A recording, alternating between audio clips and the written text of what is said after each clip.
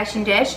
It is back to school, which means a busy time of year, but I'm going to show you how to make a week worth of breakfast ideas in just 10 minutes. So this is a great breakfast option because it is high in protein, a good source of healthy carbohydrates, and a little bit of healthy fat as well. And this is my favorite breakfast to take on the go, and it's a breakfast sandwich. So all you need is just literally a muffin tin and a few simple ingredients. So almost little to no cleanup, no dishes to wash except for this muffin tin. And if you use parchment paper liners, you can just throw them away. You don't even need to wash the muffin tin. So how great is that? So for your ingredients, all you need is some eggs, and I like to buy organic eggs from Costco. They're a great deal for organic eggs, but you can use any kind of eggs you like. Also, you need some English muffins, and so I like to buy these kind from Whole Foods. They're called Mikey's, and they're made with coconut flour and almond flour. So they're a great option if you're looking for something that's dairy-free, soy-free, and grain-free. You can also make your own English muffins using the recipe on Dashing Dish with oat flour. Those are absolutely easy to make and delicious. You can also use whole wheat or whole grain English muffins, and you can buy organic or not, depending on what you prefer.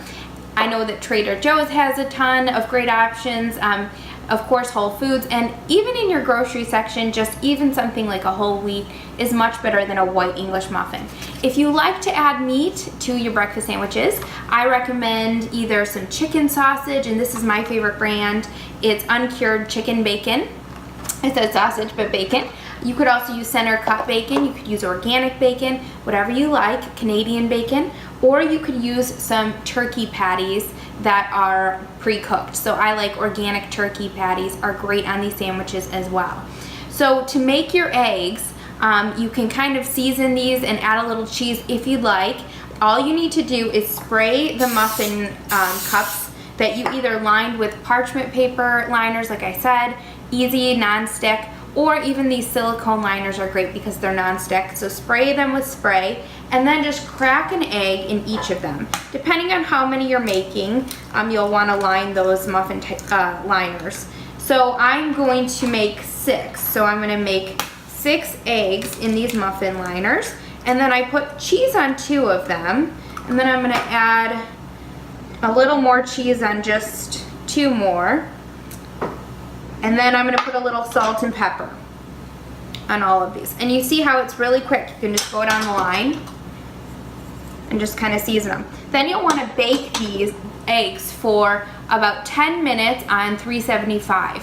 And if they're not cooked all the way through yet, you can always add a few minutes. So max, I would say about 15 minutes, but you'll want to check on them in 10 minutes.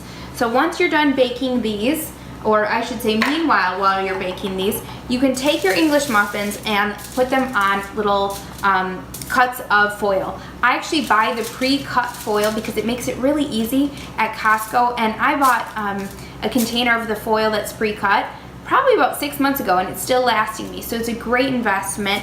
I think it's about $15, and you just lay out as many pieces of foil as you'll be making breakfast sandwiches. Put the English muffins on them, and then put any kind of meat that you're going to be using on them. So if you're going to be using turkey, sausage, or pre-cooked bacon, then you can put them right on the sandwiches. No need to even cook it because when you warm it up later, it will kind of just warm that meat through.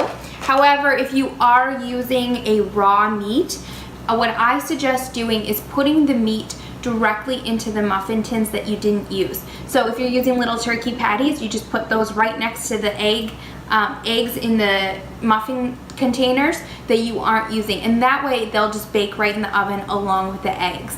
So you want to look at the package directions and make sure that, you know, if they're not cooked, that you do cook them through with the eggs in the oven. And then the magic of video, here we have 2 cooked eggs. I cooked these 375 for 10 minutes.